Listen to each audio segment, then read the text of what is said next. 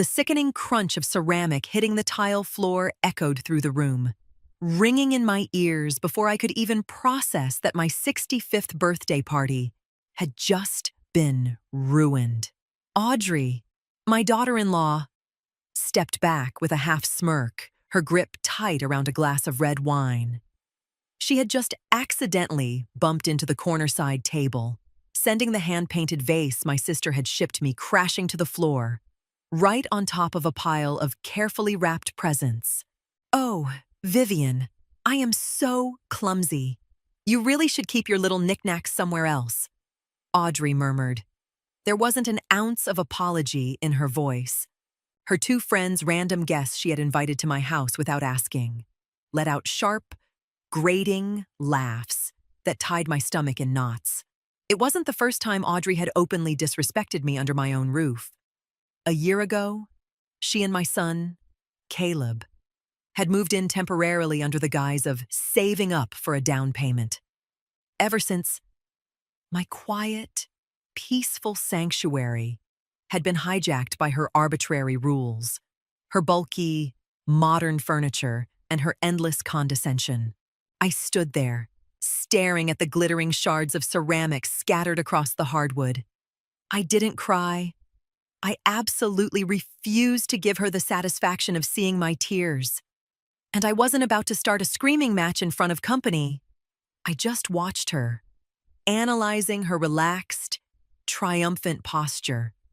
She fully expected me to get on my hands and knees and quietly clean up the mess to keep the peace, just like my late husband used to do. But the air in the living room suddenly grew heavy, almost electric.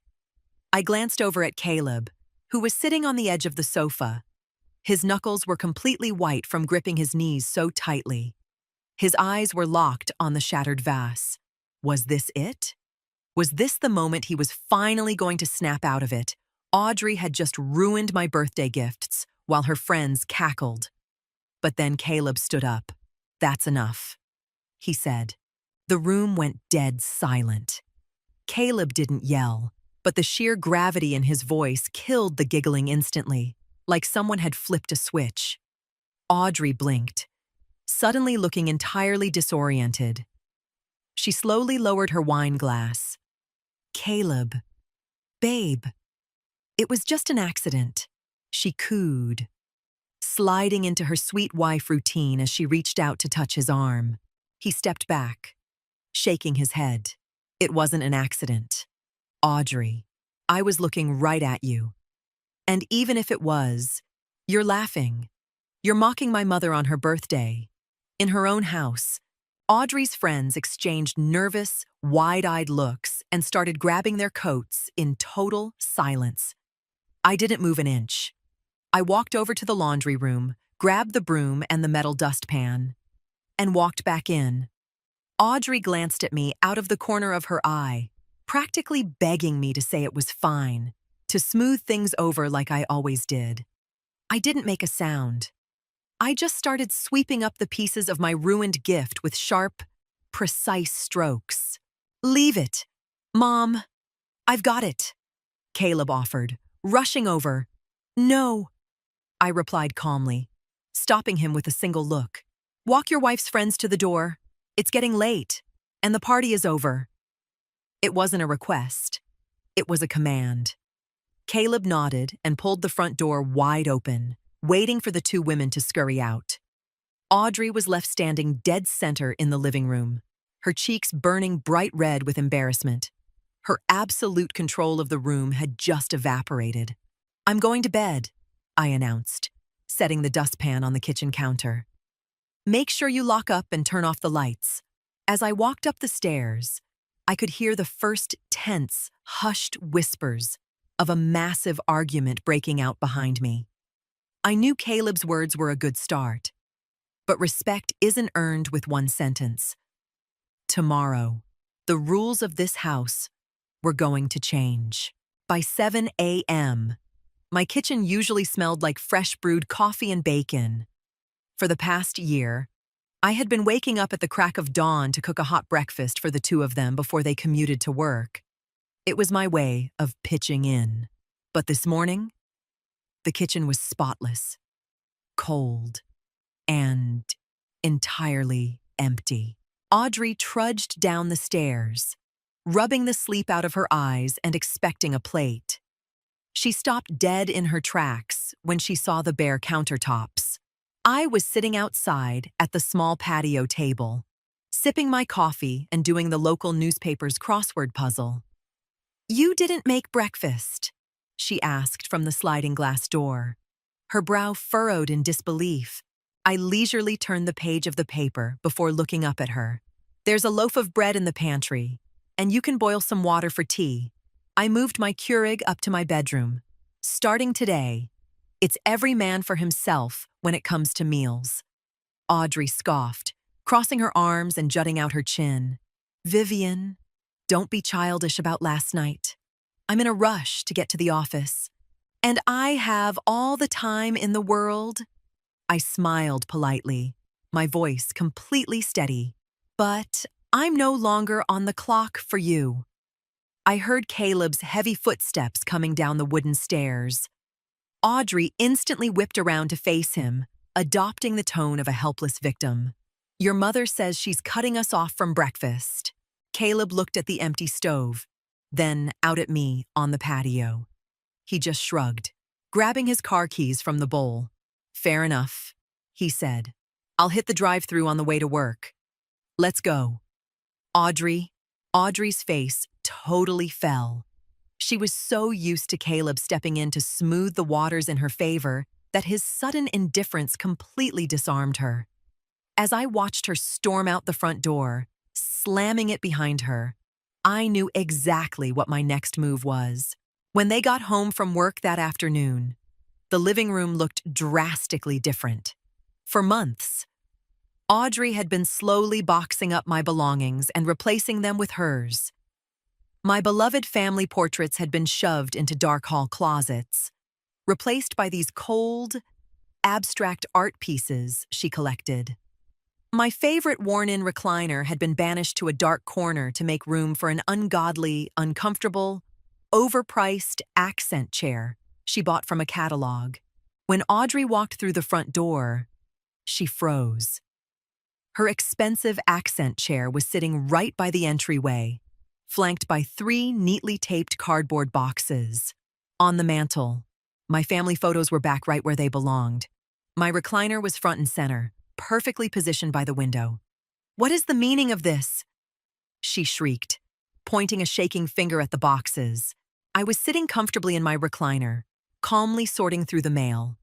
I peered over my reading glasses. "I packed up your decor. It was collecting a lot of dust. You can haul those boxes up to your bedroom or shove them in the trunk of your car.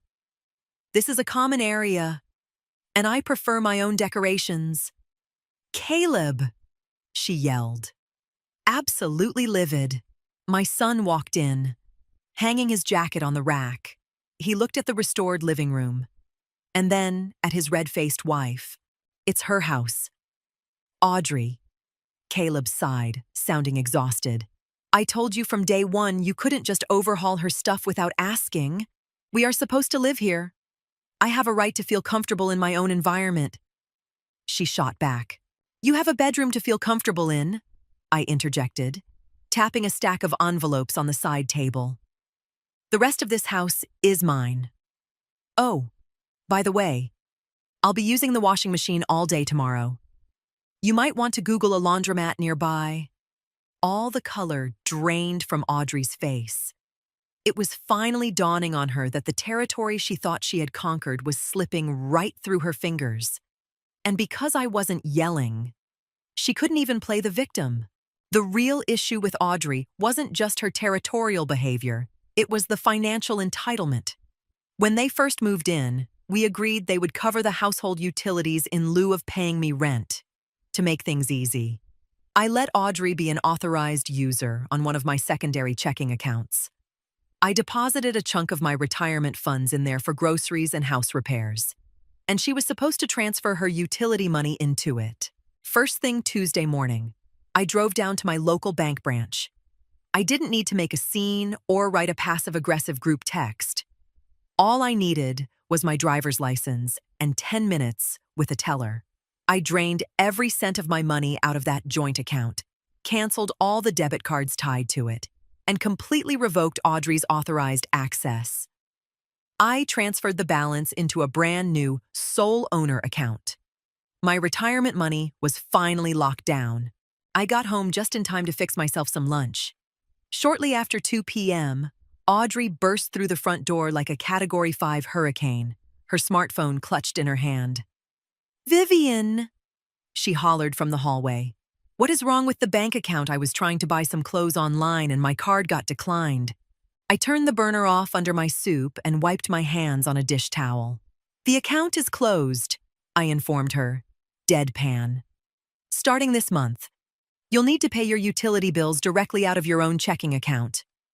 "But that account had our emergency house fund in it," she argued. "That account had my money in it." I corrected her without raising my voice. "You haven't deposited your share of the utilities in over 7 weeks. Check your bank statements. The gravy train has officially derailed." "Audrey," she pressed her lips into a tight, thin line. The cushy financial safety net she had woven using my wallet had just been slashed to pieces. Dinner that night was the quietest meal we'd had in a year. I had cooked exactly 1 portion of grilled salmon and a side of asparagus just for myself. I sat at the head of the dining table, poured myself a glass of ice water, and started eating in absolute peace. Audrey came downstairs a few minutes later, Caleb trailing behind her. She took one look at my solitary plate and then glared at the kitchen spotless, with no pots on the stove. "You didn't make enough for everyone?" she asked, her pitch rising. "Nope. Since there's no more shared grocery fund, everyone is in charge of buying and cooking their own food. There's a bag of white rice in the pantry if you want to boil some." Audrey slammed both hands down on the dining table, rattling the ice in my water glass.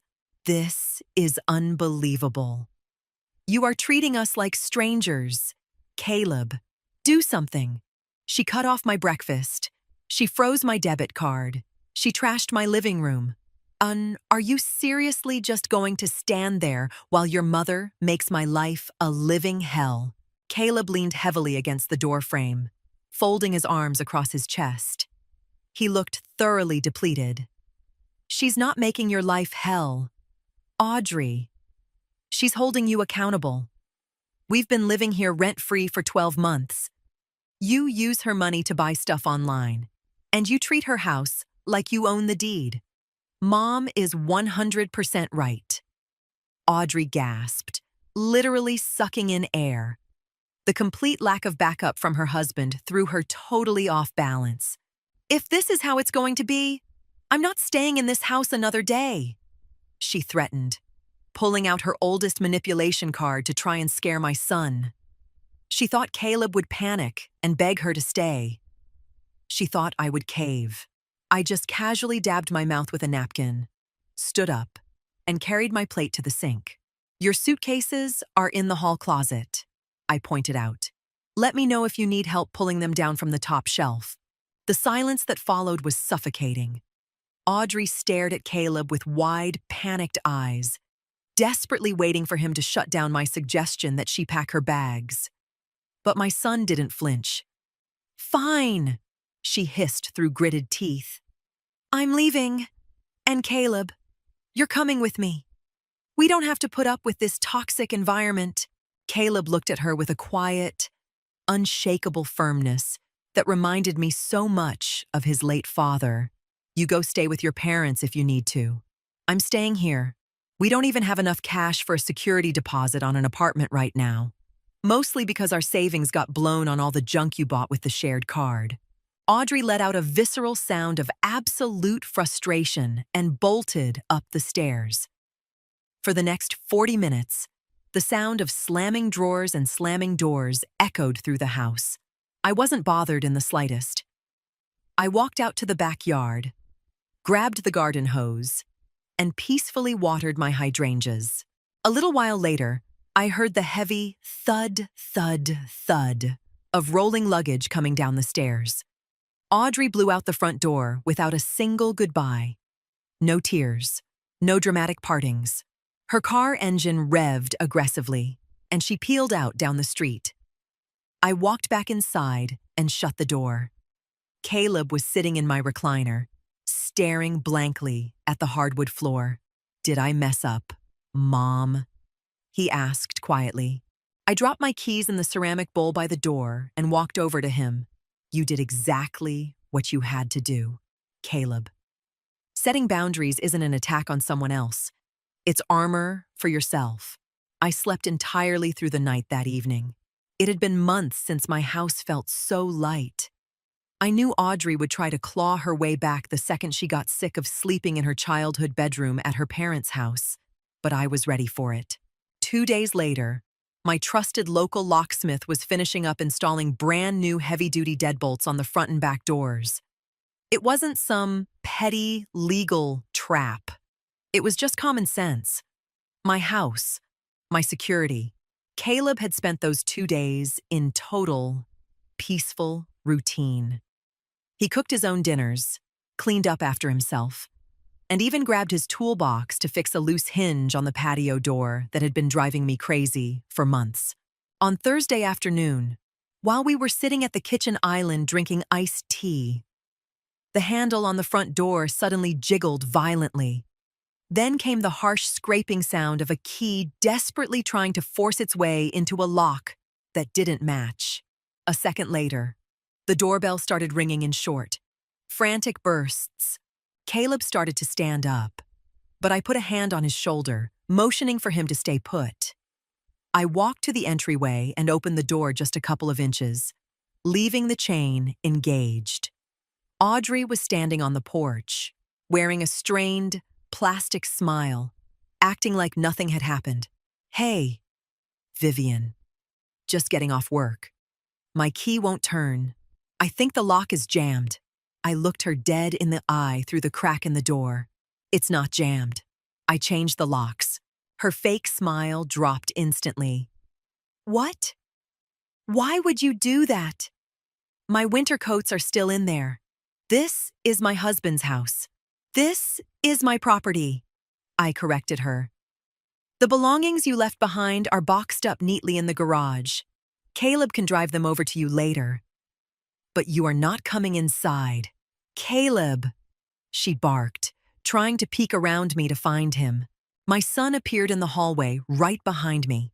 He looked at his wife without a trace of the submissive hesitation he used to have. "Go wait by your car." "Audrey," he said, his voice completely level. "I'll come out and talk to you in a minute, but you don't live in here anymore." I pushed the door shut gently until the deadbolt clicked. The boundary was physically, undeniably set. I watched through the living room blinds as Caleb walked out to the driveway to talk to Audrey.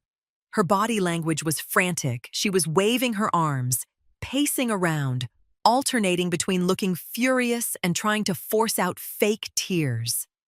Caleb, on the other hand, was an absolute rock.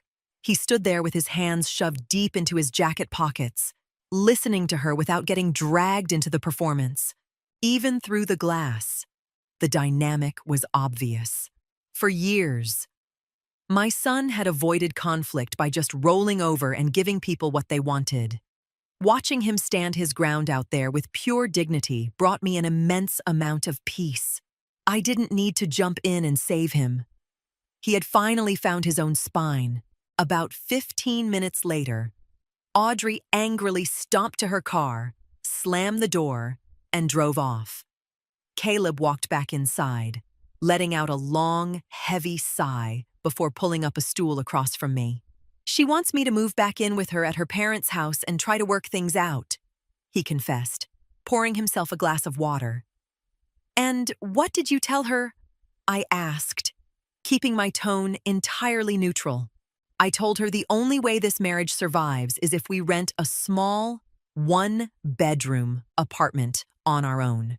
And we split the rent and utilities exactly 50-50.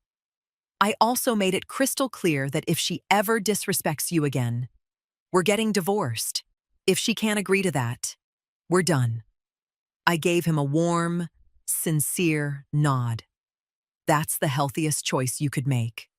Caleb, a marriage needs its own soil to grow in. He looked up at me, his eyes full of gratitude. Thanks, Mom, for not screaming or making a huge scene, for forcing me to see what I was ignoring just to keep things easy. Actions teach better than shouting ever will. Honey, start browsing for apartments online. When you're ready to go, I'll help you pack. It's been 6 months since the sound of breaking ceramic completely altered the course of this family. The late afternoon sun is streaming through the big bay windows of my living room, hitting my family portraits, which sit completely untouched right where they belong. Caleb eventually moved into a modest one-bedroom apartment across town. Audrey had to pick up a full-time retail job on top of her side hustle just to cover her half of the bills. I know from my son that things are tense and difficult between them right now, but at least they are finally living in their own financial reality, rather than living off my peace of mind. Caleb comes over for a pot roast lunch every other Sunday. He always comes alone. Audrey knows she is not welcome in this house, and I have zero interest in faking some shallow, forced forgiveness. The daily peace I've gotten back is worth infinitely more than keeping up appearances for a fractured family. I push myself up from my recliner and walk out to the back patio to water my ferns. The silence in my house is absolute, and it is beautifully comforting. There are no passive-aggressive comments, no hijacked spaces, no tightness in my chest when I hear heavy footsteps walking across the ceiling upstairs. Reclaiming my sanctuary didn't require expensive lawyers, petty revenge, or screaming matches. It just required me to realize that my house is my refuge. My money is mine, and boundaries only work if you are willing to enforce them yourself. I simply decided I was done shrinking to fit into my own life. Sometimes, we convince ourselves that suffering in silence is the only way to keep a family together. For years, I honestly believed that giving up my space or biting my tongue would keep the peace. But I realized that kind of peace was just an illusion that was slowly erasing me. I learned the hard way that you don't need to yell, give grand speeches, or create massive drama to demand respect. The absolute strongest boundaries are the ones set by simple, everyday actions. Stop serving people who don't value you, protect your own resources, and claim your rightful space in your own home. Choosing my own peace of mind over someone else's comfort didn't make me a selfish person. It gave me back my dignity. And in the end, by dropping the act of the mother who fixes everything and forgives everything, I didn't just save myself, I forced everyone else to finally face reality.